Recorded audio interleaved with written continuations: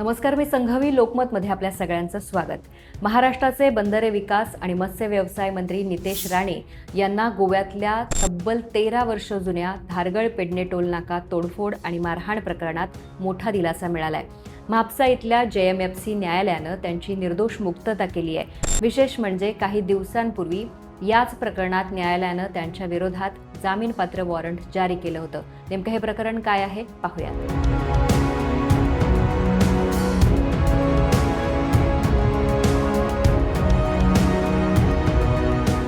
ही घटना आहे 3 डिसेंबर 2013ची. त्यावेळी नितेश राणे हे महाराष्ट्राचे मंत्री नव्हते, ते स्वाभिमान संघटनेचे प्रमुख म्हणून कार्यरत होते. त्यावेळी गोवा सरकारने राज्यात बाहेरून येणाऱ्या 4 चाकी आणि अवजड वाहनांवर प्रवेश शुल्क लागू केले. यासाठी धारगळ पेडणे इथं टोल नाका उभारण्यात आला होता आणि प्रत्येक वाहनाकडून 250 ते 300 रुपये शुल्क आकारले जात होते. घटनेच्या दिवशी नितेश राणे समर्थकांसह सावंतवाडीतून कळंगूटकडे जात होते. धारगळ टोल नाक्यावर कर्मचाऱ्यांनी प्रवेश शुल्क मागितले आणि यावरून दोन्ही बाजूंमध्ये वाद झाला. आरोपानुसार हा वाद पुढे हाणामारीत बदलला. टोल कर्मचाऱ्यांना मारहाण करण्यात आली आणि टोल बूथची तोडफोड करण्यात आल्याचा आरोप करण्यात आला. या प्रकरणी पेडणे पोलिसांनी नितेश राणे आणि त्यांच्या समर्थकांना ताब्यात घेऊन गुन्हा दाखल केला. त्यानंतर न्यायालयात दोषारोपपत्र दाखल करण्यात आलं.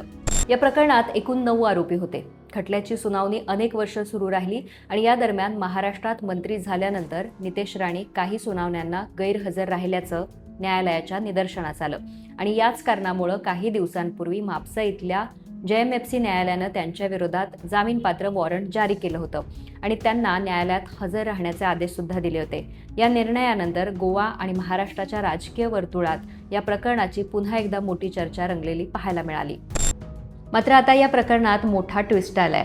आज झालेल्या सुनावणीनंतर म्हापसा इथल्या JMFC न्यायालयानं महाराष्ट्राचे मंत्री नितेश राणे यांची निर्दोष मुक्तता केली आहे.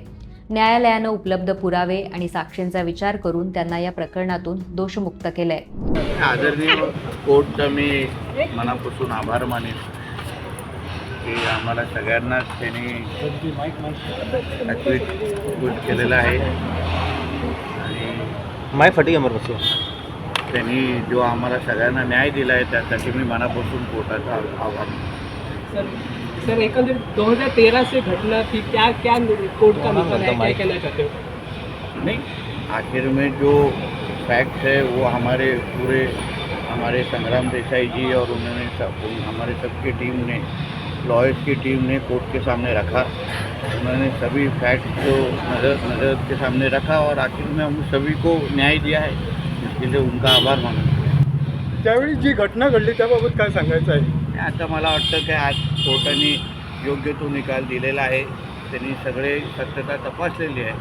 मला वाटतं आता त्याच्याबद्दल परत बोलणं उचित नाही. या प्रकरणामुळं अनेक वर्ष गोवा आणि महाराष्ट्राच्या राजकारणात चर्चा होत राहिली.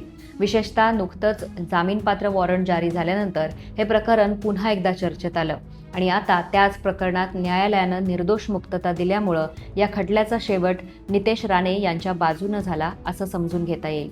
तर 2013 मध्ये हे सुरू झालेलं धारगळ टोल नाका प्रकरण अखेर 2026 न्यायालयाच्या निर्णयानं संपुष्टात आलंय. या निर्णयानंतर राजकीय प्रतिक्रिया काय येतात हे सुद्धा पाहणं महत्त्वाचं ठरणार आहे.